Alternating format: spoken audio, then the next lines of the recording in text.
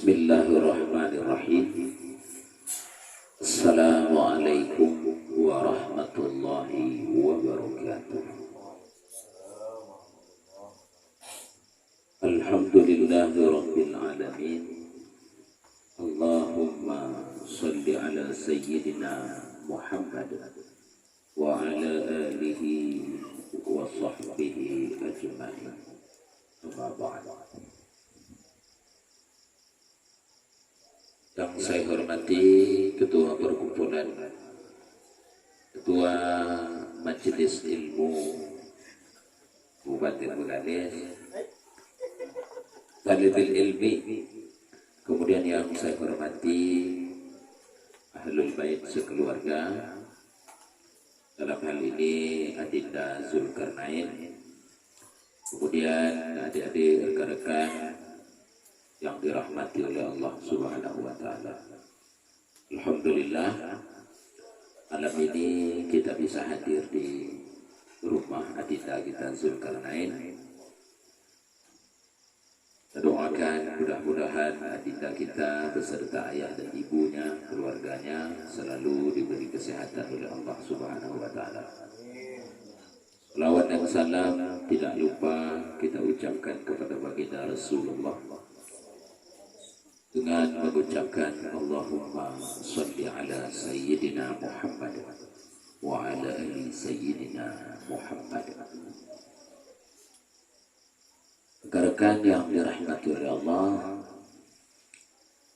kajian kita yang lalu waktu di Pondopo di belakang SMA 2 itu tentang neraka jahanam.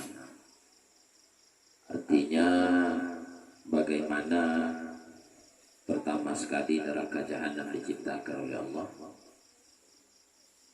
Jadi yang paling takut dengan neraka jahanam itu ialah malaikat-malaikat Allah. Betul kan?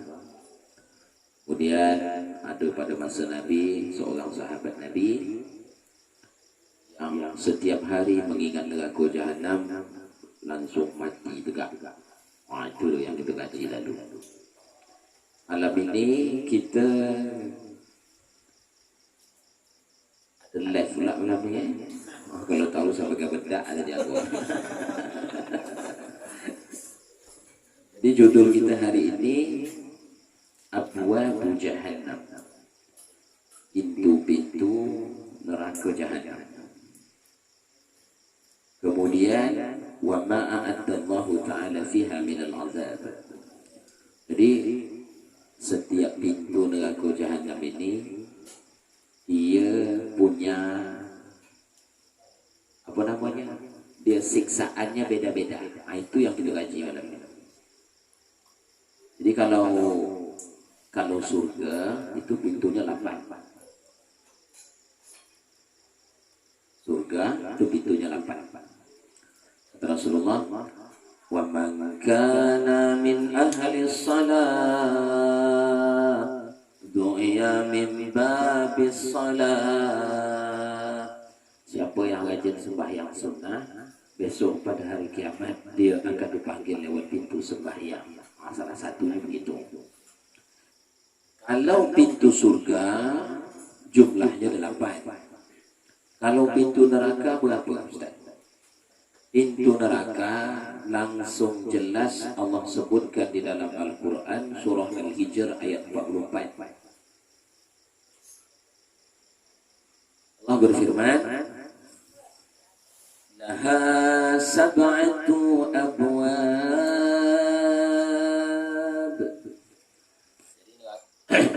Neraka jahanam itu pintunya adik-adik 7. Pintunya 7. Jadi kalau ada orang bertanya surga 8, neraka 17. Jadi Allah ingin menunjukkan kepada manusia bahawa kasih sayang Allah itu lebih besar daripada murkanya. Makanya pintu neraka ni jumlahnya lebih sedikit. Kemudian Allah berfirman, likulli babim minhum juz'un maqsum. Itu kan ujung tadi ni. Kalau bahasa awak cakap ada pintu dapur, Pintu dapur ni orang tertentu yang boleh masuk pintu dapur.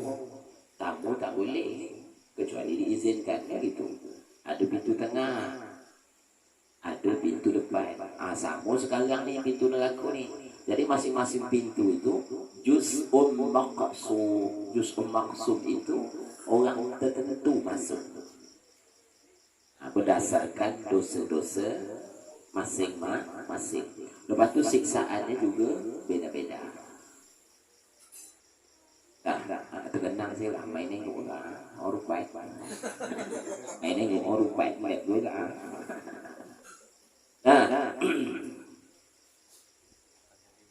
Ustaz, ya. Sekarang pintu neraka jahanam. Jadi gini, neraka ni dia satu. Neraka dia satu.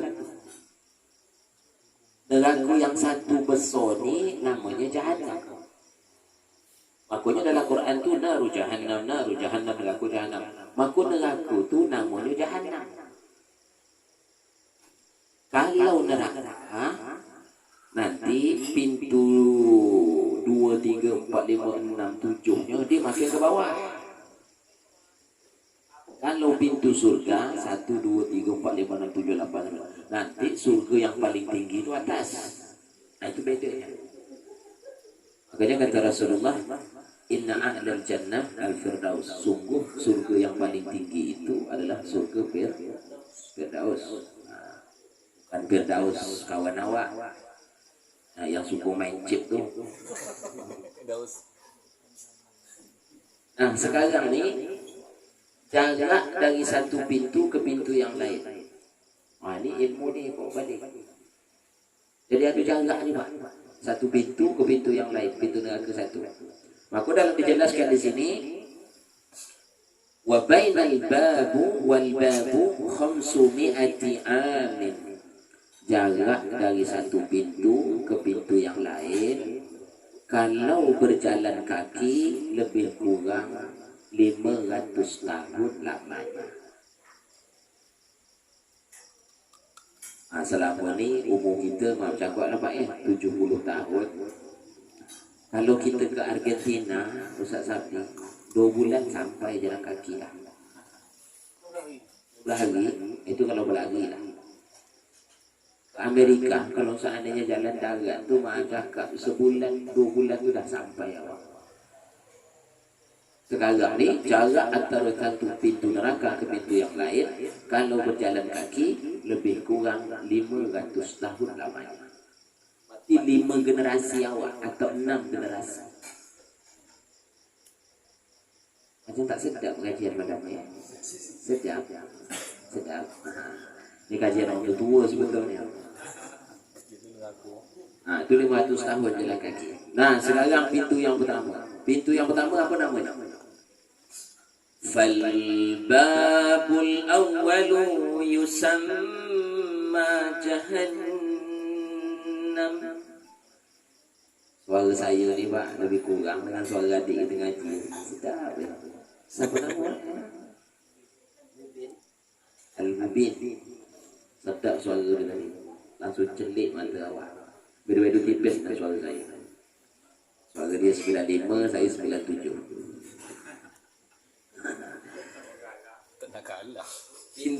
Neraka secara umum namanya jahanam. Pintu yang pertama tu namanya jahanam. Nah, sekarang kenapa dia dinamakan jahanam? Li'annahu yatajahhamu fi wujuhir rijal wan nisa'i. Jadi ketika nanti penduduk neraka jahanam, pintu ni pintu jahanam, tentu orang masuk tu orang tertentu. Nanti orang masuk tu dia nyambutnya dengan muka masam.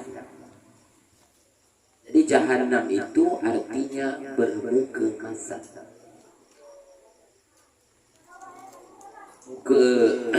Muka masam ni dia geram gitu.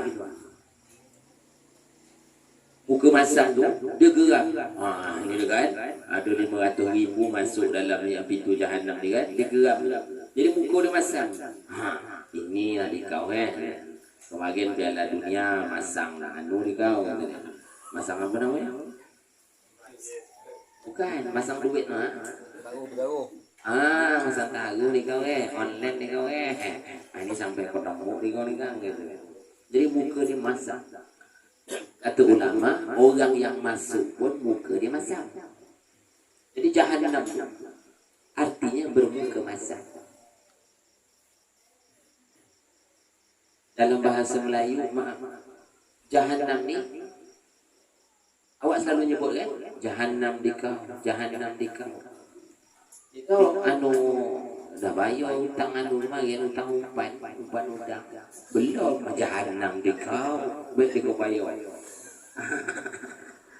Jadi tapi kita tak tahu apa artinya. Rupanya arti jahanam tu bermuka masak. Jadi sama kalau kita bertanggung mau orang. Kalau dah kita masuk, Assalamualaikum, upu muka dia masak, tak usah masuk. Baik balik. Biasanya kita dihidangkan roti, dihidangkan bulung. Kalau dah muka dia masak, alamatlah sama tu asap yang bidang. Jadi itulah makna neraka jahanam itu. Pintu jahanam maksudnya ialah bermuka masak. Apa nanti? Dia menyiksa manusia macam mana? Ni. Fayakulu luhumahum, lahmun daging. Lahmani dua daging. Luhumun tu daging. Jadi kalau orang masuk ke neraka yang pintunya jahanam, dia tak suka tulang. Dia suka makan atau membakar dari bagian tubuh manusia tu yang ada dagingnya. Yang ada daging. Cuba kita tengok cek badan kita ni. Kalau yang agak gemuk-gemuk, macam betes ini paling suka dia ni. Apalagi yang sebelah ni. Kenyang. Jadi maksudnya fayakulu mahum, dia akan suka makan manfaat dari badan manusia itu yang ada daging. Mak cakap pantat, kemudian apa namanya betis, kemudian daging-dagingnya dia suka daging-daging ni, kulit dia tak suka. Allah memang perintahkan dia untuk memakan itu. Nah makanya di sini dijelaskan oleh Imam Al-Qurtubi, fayakulu mahum. Dia suka makan dari bagian tubuh manusia, nanti dia menyiksa, membakar cuma daging-dagingnya sahaja. Waalaikumsalam warahmatullahi. Sambut dengan senyum sikit. Maksud tak? Salam sikit je tak? Yang dah dekat je tak? Allah.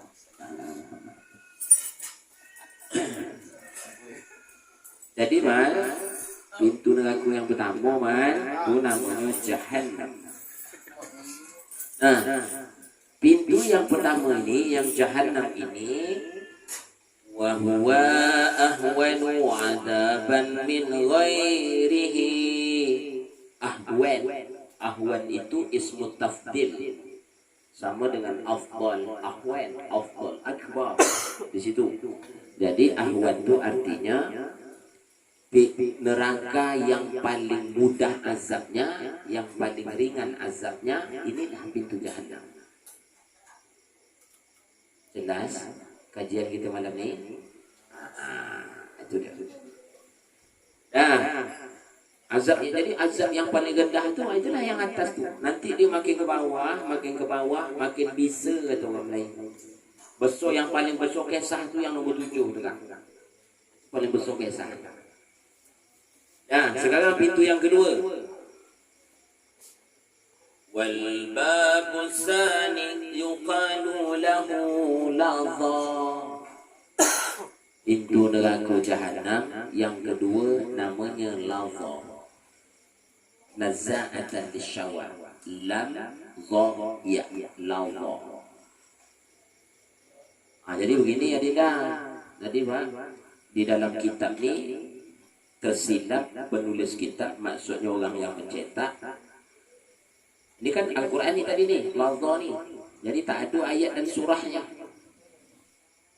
Tadi saya langsung WA Imam Zulkifli Istiqomah. Dinda, saya foto kan. Ayat ini di mana di dalam Al-Quran? Kena tak ada sini kan? Lepas tu Imam Zul kena dia hafal Quran 30 juz. Zulkifli bukan Zulkarnain Zulkarnain 3 juz 30. Sama Ustaz Sabli. Sama. Itu pun buat ini wazaitun. Dia kata Imam Zulkifli, Ustaz, itu terdapat dalam surah Al-Ma'arij ayat sekian, ada di WA. Jadi kata-kata laza itu ada dalam surah Al-Ma'arij. Apa arti laza? Langsung ada penjelasan. Pintu neraka laza ini nanti Allah tugaskan dia untuk memakan manusia, tidak yang tadi, tapi lain. Apa itu? Nazza'atan lisyawa. Nanti dia akan mengelupaskan kulit kepala. Jadi orang yang masuk pintu laza ni, hantaman bakonya itu dia akan membakar kulit kepala manusia. Jadi kalau kita tengok, ya Pak ya, tuan rumahnya mak juga. Jadi orang yang masuk pintu laza ni, kalau dia makan kulit kepala, juga makan kulit kepala.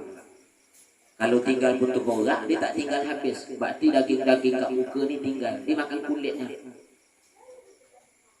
Itu dia pintu neraka laza ni. Nazza'atan lisyawa, dia akan mengelupaskan kulit kepala. Jadi dia tak habis makan. Itu pintu laza. Jadi kalau kita tengok nanti siapakah yang akan masuk di pintu laza ni, berarti orang yang selalu berfikir tak elok. Ada kongsi bisnes, cuma dia seorang nak untung. Ini nanti dia masuk kepala dia yang pertama dihantam oleh pintu neraka. Fikir dia tak elok. Sabar dah itu. Contohnya begitulah. Jadi fikir tu fikir tak elok. Otak tu buruk. Ada Pak ya. Ada orang sebutkan orang sini orang lama. Pokok macam mana setiap kali dia nampak orang duit. Setiap kali nampak orang duit. Macam mana dari orang ni aku dapat duit. Macam mana dari orang ni aku dapat duit. Itu kepala otaknya tak elok. Makanya orang yang kepala otaknya tak elok, besok na'udzubillah min zalik, kalau dia tidak bertobat kepada Allah, pokok otaknya tak elok, isi. Pikiran dia hari-hari merampok, mencuri, pokok tak ada yang elok. Yang elok sikit betul. Maka besok dia akan masuk ke pintu laza ini, kulit kepala dia akan dikelupaskan oleh api pintu ini. Sama tu, apa namanya? Ada. Kilatul yadan. Setelah kulit kepala dia makan, lepas tu nanti dia akan membakar kedua belah tangan. Kedua belah tangan tadi kan pada pertama tak kena sebut. Jadi dia makan kedua belah tangan manusia. Lepas itu warijlan. Lepas tu dia makan kedua belah kaki manusia. Itu pintu laza. Itu pertama dari Jahannam, yang kedua pintu laza. Lepas itu siapakah yang akan masuk lewat pintu laza ini? Kata Imam Al-Qurtubi, nanti neraka ini dia akan memanggil, tad'u man adbara. Dia akan memanggil orang yang akan membelakangi. Maksudnya itu anit tauhid, orang yang membelakangi tauhid. Kalau kita artikan orang yang tauhidnya tak betul, nanti besok dia masuk dalam pintu laza ni, kepala dia akan dikelupaskan oleh neraka. Siapakah orang yang membelakangi tauhid? Dia orang Islam tapi tauhid tak betul. Ini piring, nanti ada telur 3 biji, 5 biji. Pertama telur memang telur ayam, 2 biji lagi telur itik. Lepas tu 2 biji lagi telur dia letak di situ. Lepas tu nasi kunyit. Lepas tu dia hantarnya ke laut. Masuk berikan. Itu tauhid tak betul. Keluarga kita sakit. Lepas tu kita jumpa orang pandai. Kata kita orang pandai, orang bodoh. Tu kata tu dekat laut tu ada pokok besar. Dikau hantar telur 2 biji, lepas tu telur dikau sebiji. Tinggallah telur dikau sebiji kan. Maka awak hantarlah tadi. Itu tauhid ni tak betul. Karena hal itu tak ada dalam Islam. Aku nak nikah anak aku dah. Aku nak buat besok acara nikah aku. Ini kan bujang ramai ni. Betul? Tapi banyak dah cucu je.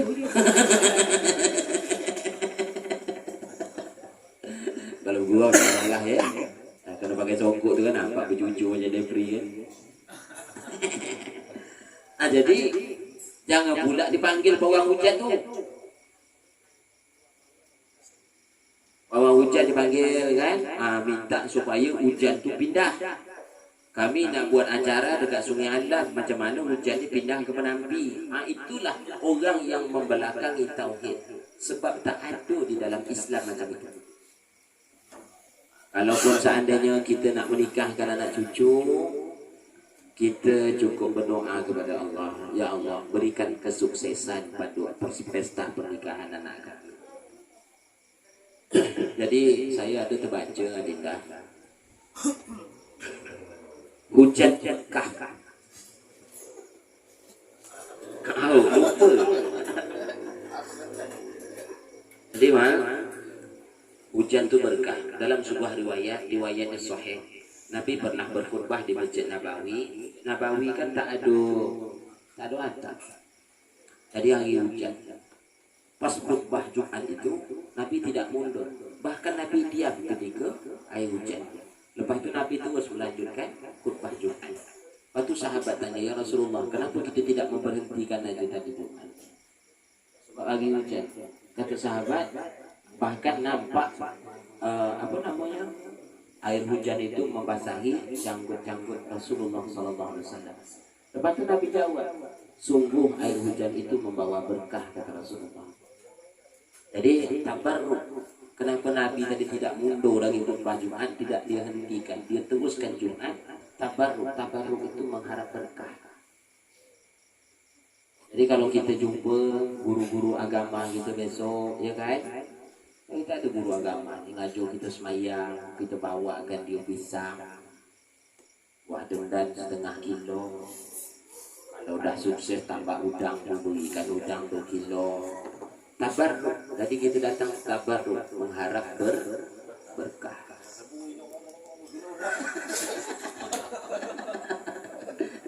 Macam terasa nogi. Itu tabarruk, mengharap berkah. Jadi hujan itu, kalaupun seandainya kita buat acara pesta lalu hujan, dia mendatangkan keberkahan.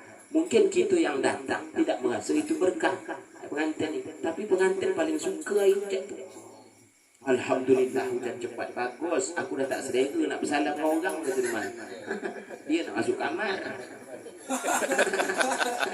Awak bukan percaya pengantin baru ni. Tak fikir itu lagi ke? Dah. Siapakah yang akan lipat-lipat? Tes. Buang ekor sikit. Ekor. Tes. Itu dah.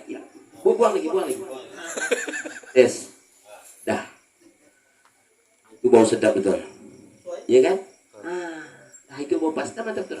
Tak usah ada ekor. Lampu dia tetap ada hijau merah. Jadi saya ni orang Kembung 2, Buyung. Jadi kalau kami ke laut dulu, baik keluarga atau orang lain, nak ke mana ke laut? Kan kencing, jangan lupa tapik datuk. Saya dari kecil dulu, entah mengapa agaknya, memang tak hendak saya bertapik datuk.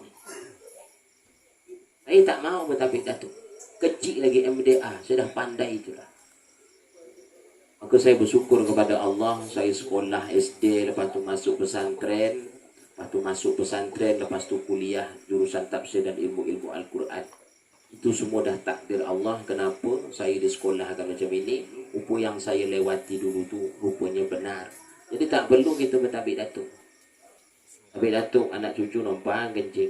Kata datuk tu ngapa kau lah bertabik dengan aku? Benda laut ni bukan punya aku. Aku pun hidup ke sini, kadang semayang, kadang tidak. Tak perlu.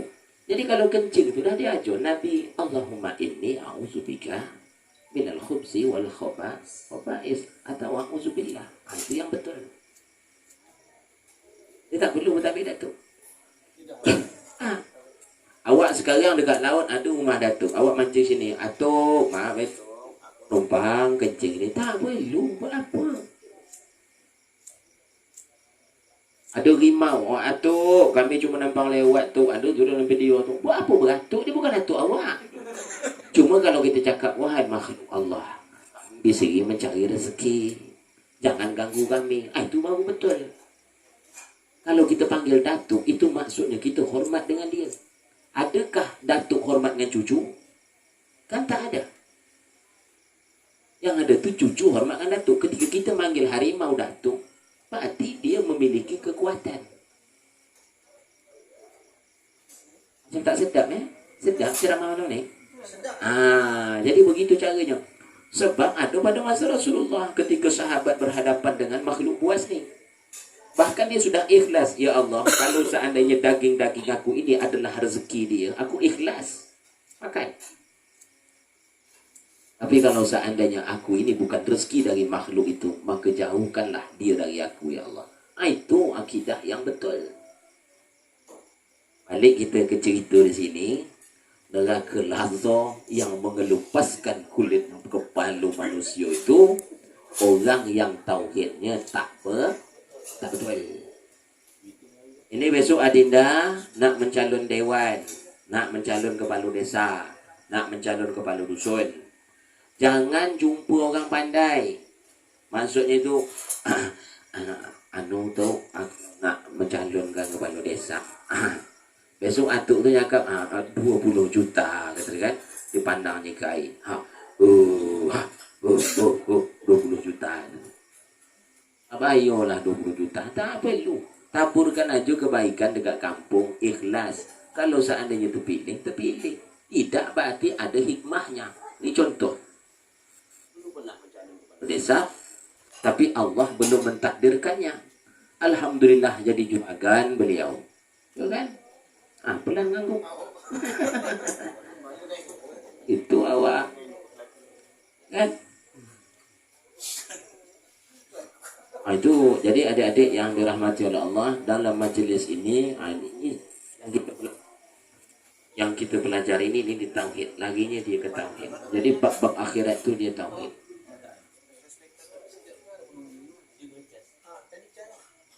Yes. Agak-agak sedap macam ini atau lepas sedap macam ini kan? Orang yang membelakang tauhid ini, misalnya kita mendengki orang.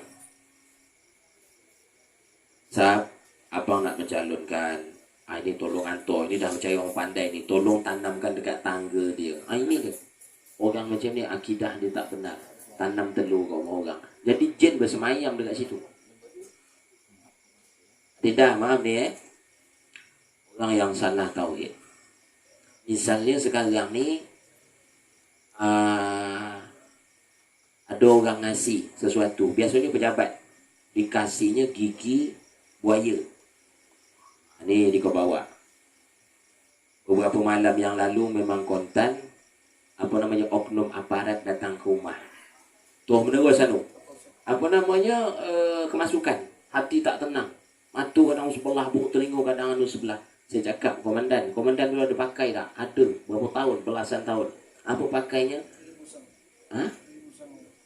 Gigi musang atau kulit usang? Lupa pula. Gigi musang. Tanduk rimau lah. Pokoknya binatang-binatang gitulah, entah kulit. Saya cakap wajar.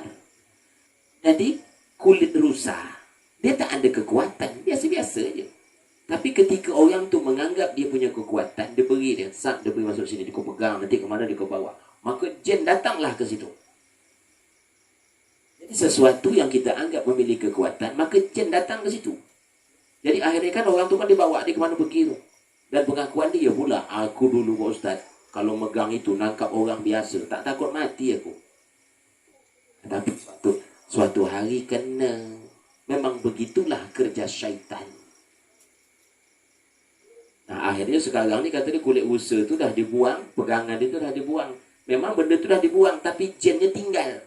Dulu jennya tak banyak setan tu. Tapi kena selalu kita pakai, aku dimasuklah setan di situ. Jadi berantulah di dia. Inilah yang dimaksud dengan orang Islam tapi dia membelakangi tauhid. Tidak diutamakan. Jelas? Jelas. Itu pintu yang kedua. Wal babus salis, pintu yang ketiga, yuqalu lahu saqar. Ni awak pernah dengar dulu kan? Neraka saqar. Ya bu ya?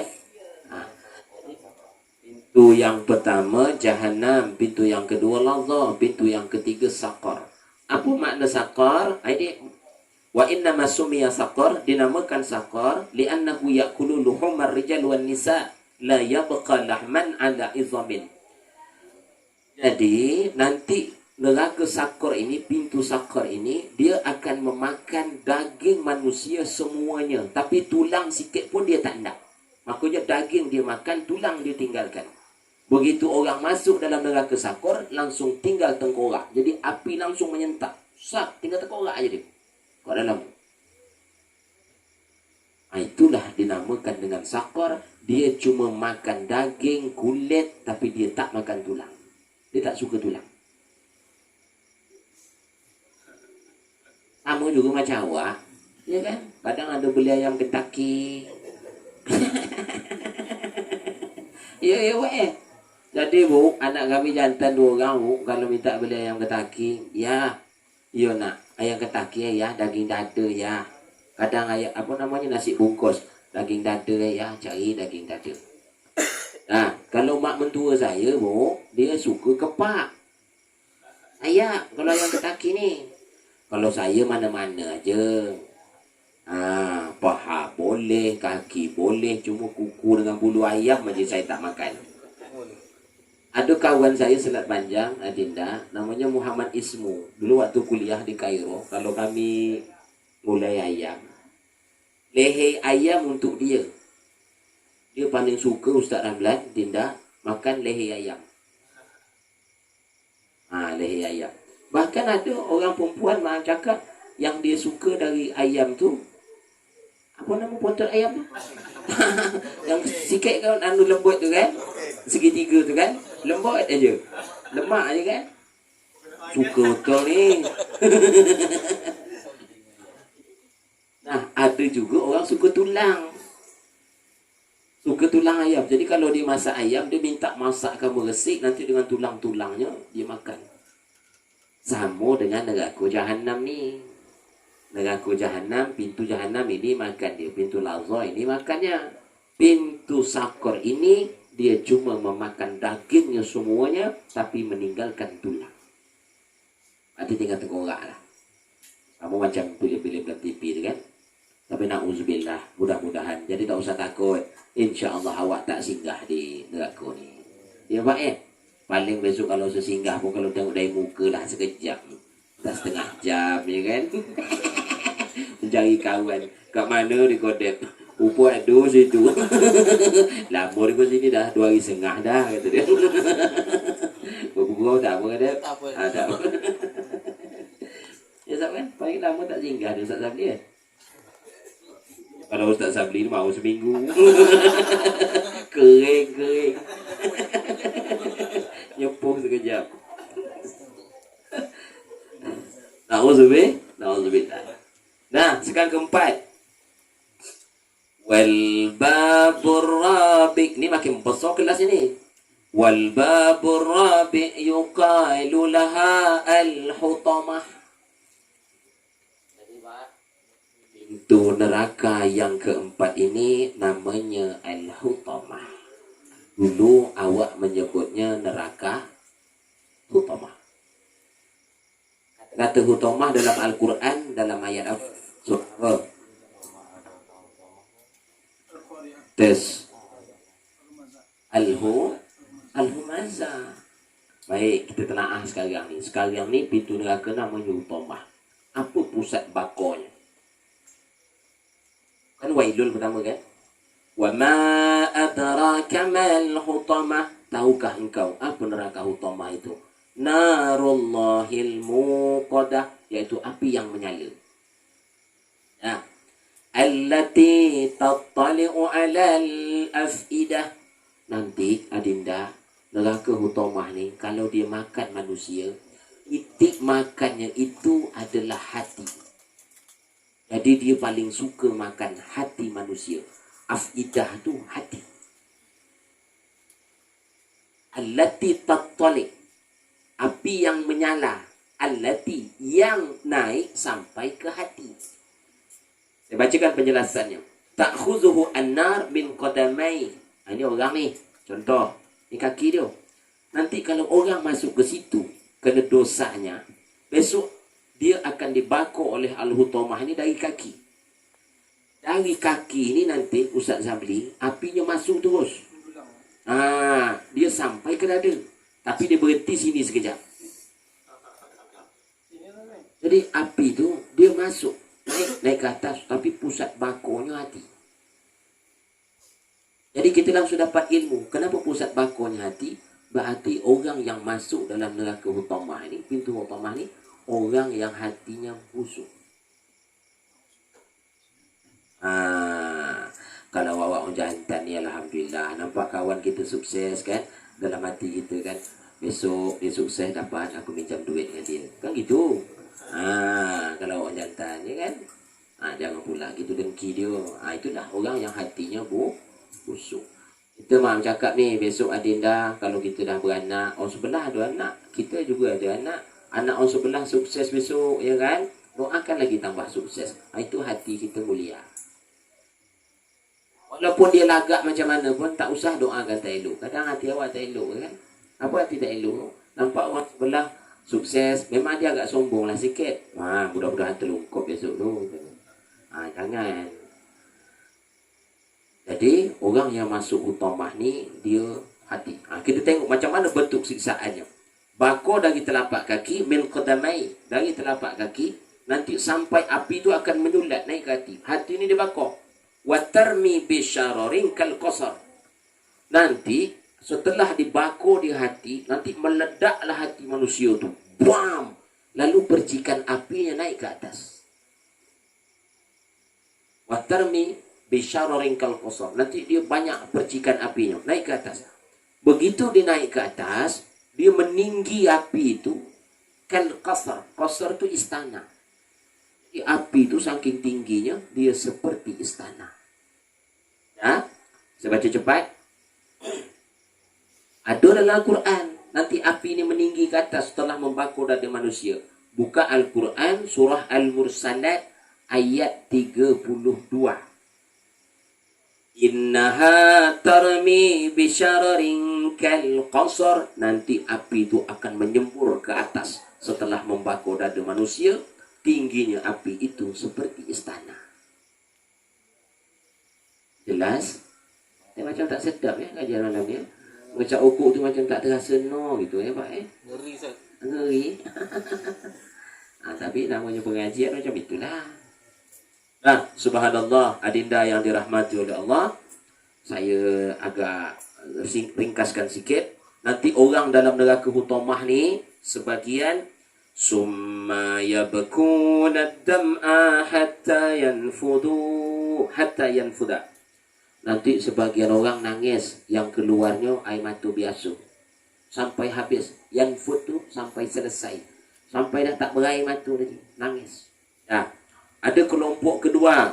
Orang kelompok kedua nanti nangis juga dalam neraka ni, kena siksa oleh Allah disebabkan kebusukan hatinya.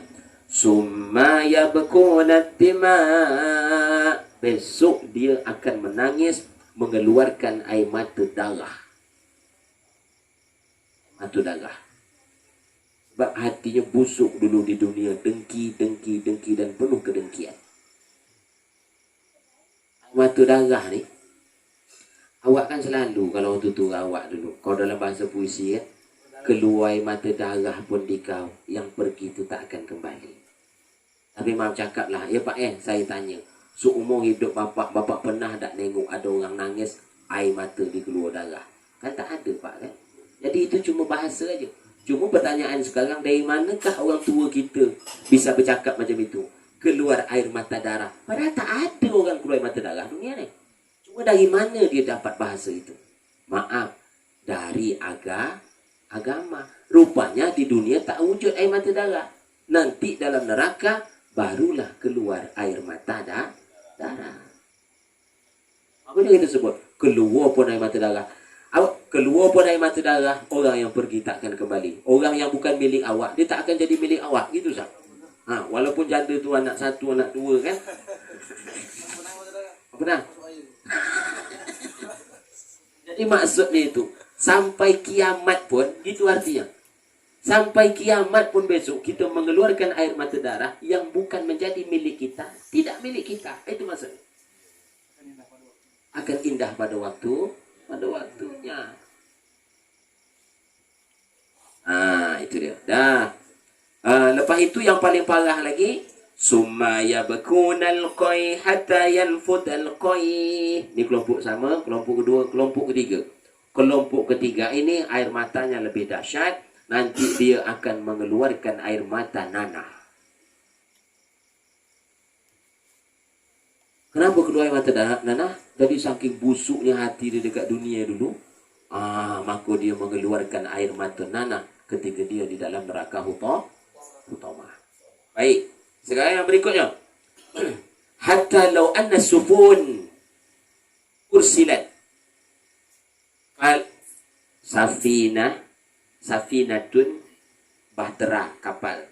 Safinatani dua kapal. Sufunun kapal-kapal. Orang ni nangis. Beribu manusia nangis di dalam neraka hutamah pintu tadi. Terus sampai tenggelam. Saking banyaknya air mata, kata Imam Al-Qurtubi, kalaulah seandainya bahtera dilepaskan di atas air mata mereka yang keluar lajarot, maka kapal-kapal itu akan bisa berlayar di atas air mata manusia. Buat status itu. Payah cari bahasa itu, nak ngarang-ngarang payah. Kalaulah seandainya bahtera dilepaskan di dalam neraka hutamah, maka kapal-kapal itu akan berlayar di atas air mata manusia. Ada rekam tidak?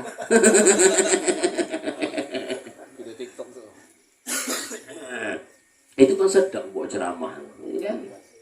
Makanya jangan main chip, kan gitu kan? Jangan main gitu kan? Sedap. Cakap bagi-bagi. Itu dia. Dah. Wal babul khamis, pintu yang kelima, yuqalu lahul jahim. Pintu neraka yang kelima namanya jahim. Sering awak dengar jahim kan? Dah. Apa arti jahim? Jim, ha, ya, mim. Jahim tu artinya bara. Kalau bahasa Melayu, bara. Bukan membara, bukan. Bara api. Dia apinya tidak menyulat. Jadi kita tak nampak api tu merah, tak nampak. Cuma dia bara aja, dia berasap aja. Saya ni kaki saya sebelah ni, mohon maaf. Saya dia kecil dulu hobi main bola. Ingat saya lagi. Ini kaki saya berbelang ni dari sini sampai sini. Jadi ada perun tidak. Balik main bola Pak, kata saya tak ada Pak, asap tak ada, saya sepak lah perun tu Pak. Habis melepuhnya. Tapi kena saya putih kan. Jadi tak nampak no belangnya. Orang rumah dah lama berbulan baru dapat berkedut kaki abang-abang kata dia. Saya jawab semenjak nikah aja berkedut.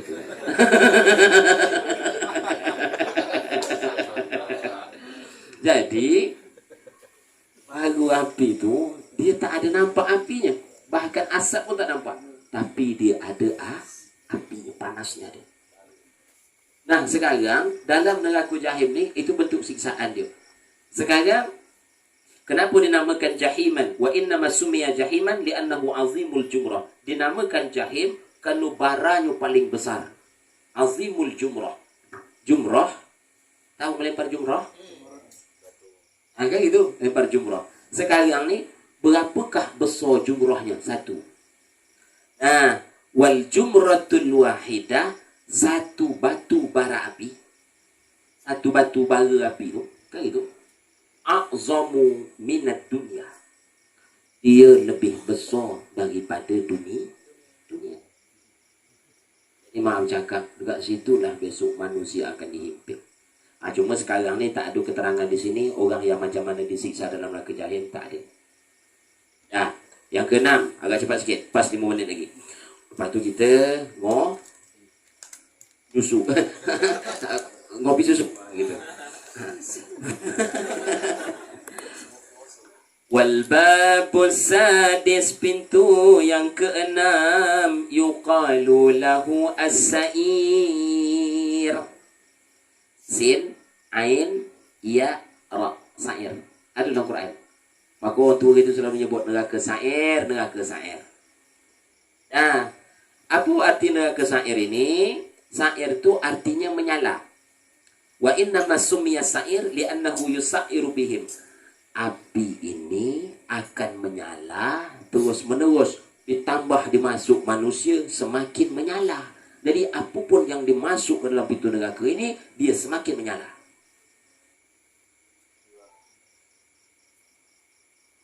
Nah, sekarang ni walam yatfa munzu khuliqa. Kata Imam Al-Qurtubi, neraka sa'ir ni kena artinya menyala, dia belum pernah padam semenjak dia dinyalakan. Semenjak dia diciptakan. Ustaz, ya, sekarang neraka hidup tak? Kan belum ada orang tu hidup. Manusia ni belum diciptakan lagi, neraka dah hidup dah. Neraka sudah hidup. Nah, khusus pintu sa'ir ini, kata Imam Qurtubi, dia belum pernah dipadamkan sekalipun. Hidup terus. Padahal panggangannya belum ada. Berarti sama dengan dumai ni, api kat dumai tu. Dalam pada mai hujan hidup memang kadang awak lewat mana nak minta pasang rokok mal. Jadi besok kalau ditanya Dinda, kata Ustaz Pelos, neraka jahanam tu ada sa'ir, dia tak pernah padam. Tapi ada nanti riwayat yang lain. Rupanya neraka jahanam itu setiap hari dia dihidupkan. Nyala. Tapi hari apa dia mati? Hari Jumaat. Inna jahannam tusairu fi kulli yaumin. Sesungguhnya neraka jahannam, berarti neraka secara keseluruhan tu kan gitu, ada api tertentu yang hidup tu. Setiap hari hidup. Dan pintunya semua terbuka. Setiap hari terbuka. Berarti dia geram macam nunggu manusia. Tapi hari apa ditutup? Illa yaumul jumu'ah. Sungguh pada hari Jumaat dia tidak dihidupkan. Fa innaha la tusairu yaumul jumu'ah, dia tidak dihidupkan pada hari Jumaat, wala tuftahu abwabuha. Pintu-pintunya juga tertutup. Kalau neraka aja hari Jumaat ditutup, kenapa pula lah awak hari Jumaat perginya nyaring? Kalau hari Senin awak ngopi 4 kali, hari Jumaat tu 2 kali aja Pak Ustaz. Banyak-banyak kan gitu saya. Ada ngopi terus. Jadi maksudnya itu, ada seorang dulu kalau ulama, mohon maaf, hari Jumaat tu memang perai dia bekerja. Hari Jumaat tu memang khusus beribadah kepada Allah. Jadi satu ilmu kita malam ini, anak cucu awak hari Jumaat, khusus hari Jumaat tu, tak usah teringat dengan dunia, banyakkan berzikir, banyakkan selawat Nabi. Pintu neraka aja ditutup pada hari Jumaat. Jelas? Alhamdulillah. Nah, kalau orang masuk neraka sa'ir ini, besok dia akan bertemu salasumi'ati qasar. Dia akan bertemu 300 istana dekat dalamnya. Tapi bukan istana sedap ni, ini istana tak sedap. Dalam satu istana, fi kulli qasrin salasumi'ati baitin. Dalam satu istana ada 300 rumah. Ya. Wa fi kulli baitin, dan setiap rumahnya salasumi'ati launin minal azab. Ada 300 azab. Nah, wa fihi al-hayyat, nanti setiap azab itu dalam rumah tadi itu ada ular, ada al-aqarib. Ini bacanya al-aqarib mungkin dengar. Al-aqarib tu kala jengking. Tapi wallahu a'lam, kata Imam Qurtubi, wallahu a'lam. Oh, kita kan pernah tengok buku kan, sisaan ada ular pun ada dalam keterangan ni. Tapi tetap kita simpulkan wallahu a'lam. Allah lah yang lebih tahu. Oh, gitu. Nah, ada kala jengking, ada kuyut. Kuyut tu ikat. Ali.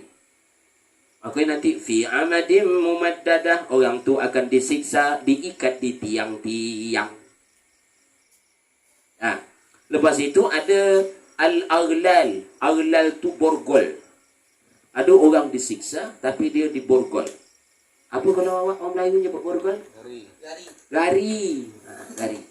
Lupa. Awak kalau dikejur lari macam ini paling sedap. Tapi kalau dikejur dengan tangan digari, besar kesah. Cuba tangan kita digari, lepas tu disuruh masak. Kira bisa tak? Itu gitu awak. Ya kan? Nah, subhanallah. Wa fihi jubul husni. Nanti di dalam neraka sa'ir ini ada sumur kesedihan. Laisa finnar azabun asyaddu minhu. Dalam sa'ir ini semuanya yang paling parah tu itulah jubul husni. Paling azab dia dekat dalam tu itulah jubul husni itu. Iza futiha babul jubbi, maaf, bukan salah baca tadi. Jubun.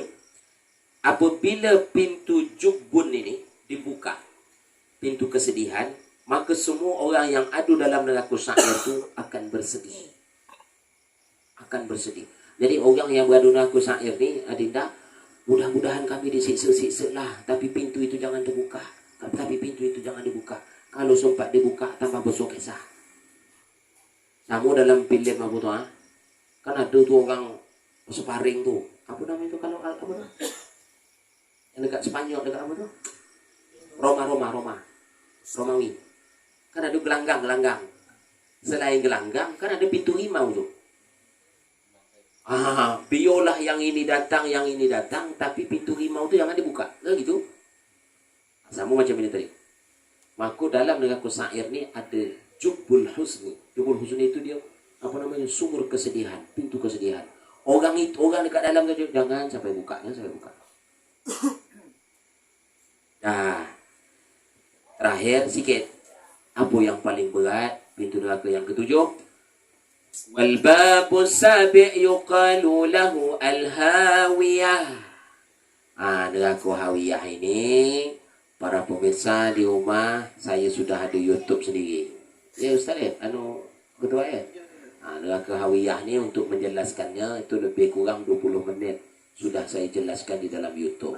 Jadi kalau ingin melihatnya, bukalah YouTube saya Firuzman Al-Hashim, judul neraka hawiyah. Itu paling dahsyat. Jadi tak perlu saya jelaskan di sini. Maka yang paling bawah menurut Imam Al-Qurtubi itu adalah pintu neraka hawiyah. Di manakah dalam Al-Quran hawiyah? Dia Al-Humazah dah. Tadi maaf nih, masalah yang apa tadi? Yang neraka utamah tadi. Untuk siapa tu neraka utamah yang baku hati tu? Wailul likulli humazatin lumazah.